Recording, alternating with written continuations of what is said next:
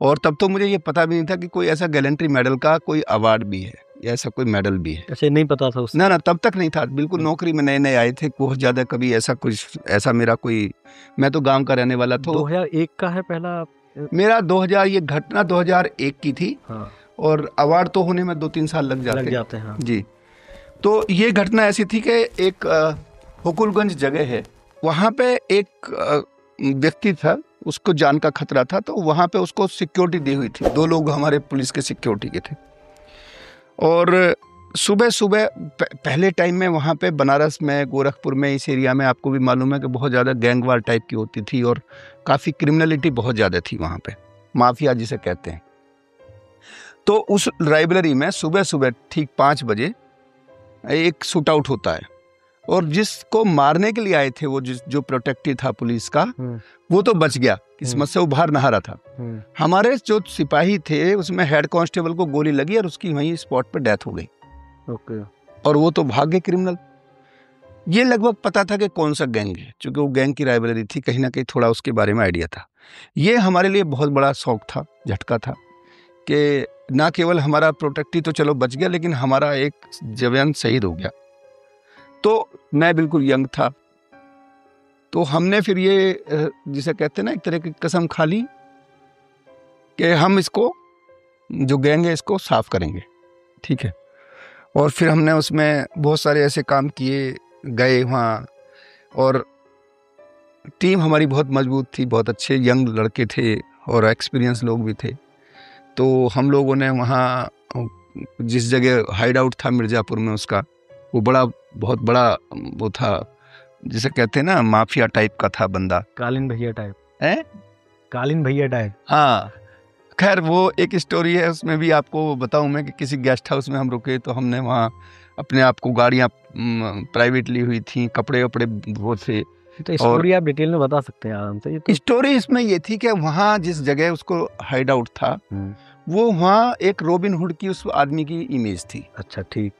तो क्या था कि जैसे ही आप जिक्र करो जरा सा भी, तो लोग चौकन्ने हो जाते थे और उस तक खबर हो जाती थी। तो हमने क्या किया कि हमने अपने कपड़े बदले, और जैसे वो गांवों में बेचते नहीं है साइकिल वाइकिल पे, कुछ कपड़ा बेचना, कुछ और सामान बेचना, इस टाइप का, ताकि हमें सूचना मिले। खैर, तो हम 7-8 दिन पड़े रहे उसमें, गेस्ट हाउस में ऐसे ही। हमें एक खबर मिली। अच्छा, और भी एक बड़ा इंटरेस्टिंग बात थी उसमें, खैर ये स्टोरी थोड़ी लंबी हो जाएगी। हाँ, नहीं, अब वो नाम छोड़िए उसको।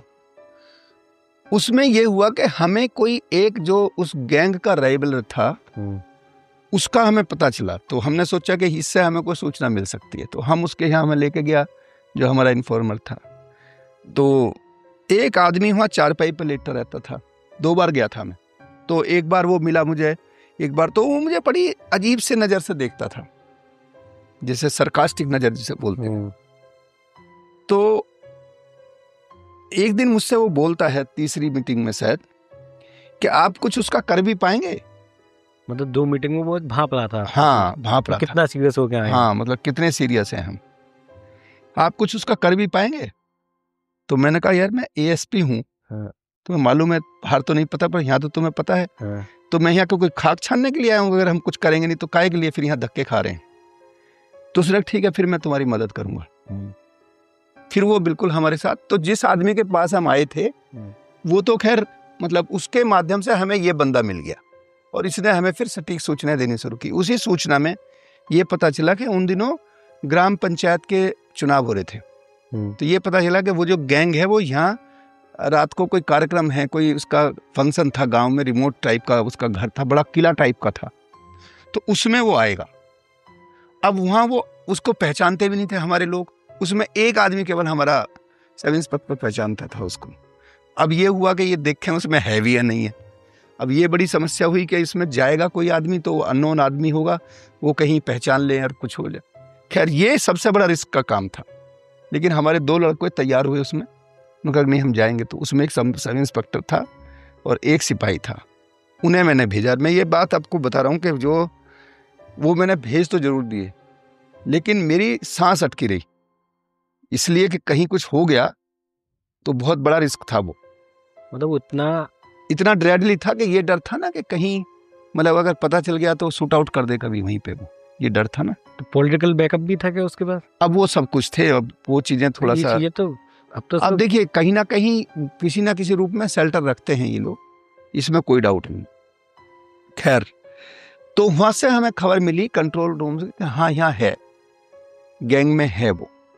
अब वहाँ वो आने लगे, ठीक है। तो गाड़ी थी एक नीली बत्ती की, उसमें उस गाड़ी के पीछे था वो, पिछले वाली गाड़ी में।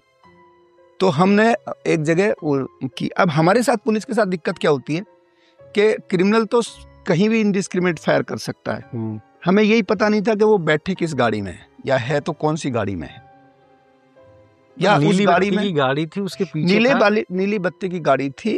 वहाँ का जो जनप्रतिनिधि थे कोई, हाँ, वो भी थे उस कार्यक्रम में। अब वो थे या नहीं थे, लेकिन उनकी गाड़ी जरूर थी, जिस गाड़ी में के पीछे वो आए क्रिमिनल, ठीक है। जनप्रतिनिधि नीली बत्ती कहाँ, वो तो या तो लाल नहीं होगा। वो होती है नीली, क्या लाल बत्ती होती है, लाल बत्ती थी। लाल थी या नीली थी? ना लाल थी, नीली नहीं थी, लाल थी। मैंने नीली तो तुम्हें, अब तुमने वो बात पकड़ ली इसलिए मैंने बता दिया तो खैर बात इम्पोर्टेंट वो नहीं है। हाँ। इम्पोर्टेंट मुद्दा ये है कि हम ऐसे तो है नहीं कि ऐसे ही फायर कर दें। तो हमने सोचा कि इसको गाड़ी को रोक करके थोड़ा इसकी तलाशी उलाशी लें। भाई हमारे साथ तो दिक्कत ये कि हम कहीं गोली चला दें, पता चला निर्दोष आदमी मर जाए। जैसे ही हमने उसको गाड़ी को साइड में किया, वो समझ गए कि कुछ बात है, और उन्होंने इनडिस्क्रिमिनेट फायर कर दिया इमीडिएट। गाड़ी बिल्कुल एकदम आसपास ही थी, बिल्कुल मतलब 2 मीटर का भी गैप नहीं था, चूंकि रोड नैरो थी। और उसमें हमारा एक सब इंस्पेक्टर पहले राउंड में ही, और AK-47 थी उनके पास। AK-47? हाँ, और जो गाड़ी थी जो हमारी थी तब टाटा सुमो नई नई आई थी, तो वो भी प्राइवेट हमने ली हुई थी गाड़ी, कहीं से किराए पर ली थी, या किसी की थी हमारे कहीं से किसी जानकार की स्टाफ की। उस गाड़ी की आप देखते हो छत उड़ गई उस बस्ट में। हाँ, बस्ट में।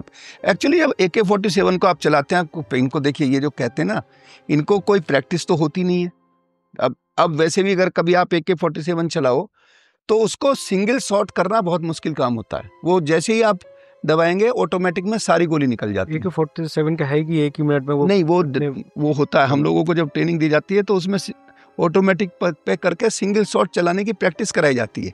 वो बहुत टफ होती है, बट धीरे धीरे जान जाते हैं। जैसे अब अगर IPS अफसर से आप कराओगे वो कर देगा, क्योंकि उसकी ट्रेनिंग होती है। खैर, उस जो पहला राउंड था उसमें हमें कुछ समझ में नहीं आया क्या कर, क्योंकि वो तो हार्डली 1 मिनट में हो गया। उसमें हमारा बहुत डैमेज हुआ, उसमें हमारा एक सब इंस्पेक्टर मारा गया, फिर ये हुआ। खैर, तब तक फिर गाड़ी रुकी हुई थी, फिर उन्होंने मतलब, खैर वो एक लंबी स्टोरी है, उसको याद करके ही थोड़ा इमोशनल होती है चीज़ें।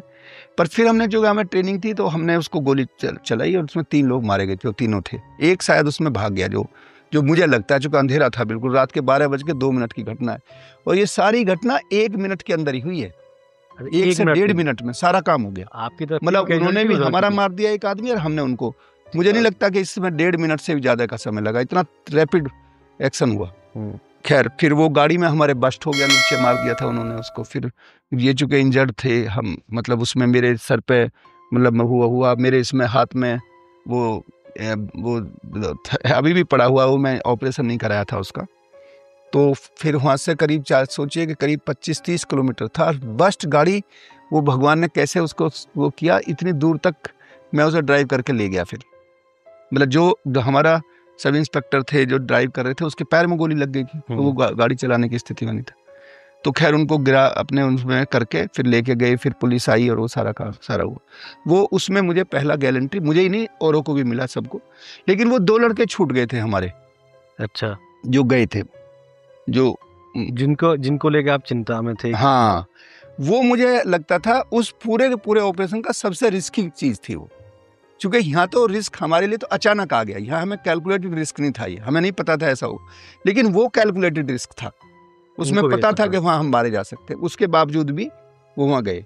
तो हमने फिर दोबारा केस यही बनाया हमने, चूंकि मुझे ये गिल्ट लगती थी कि इसमें मुझे प्रेसिडेंट मेडल मिल गया, औरों को मिल गया, उनको नहीं मिला। ये बहुत मुझे काटता था। तो मैंने उस समय के SSP साहब से कहा कि सर ये तो मतलब जाती हो गई। हाँ।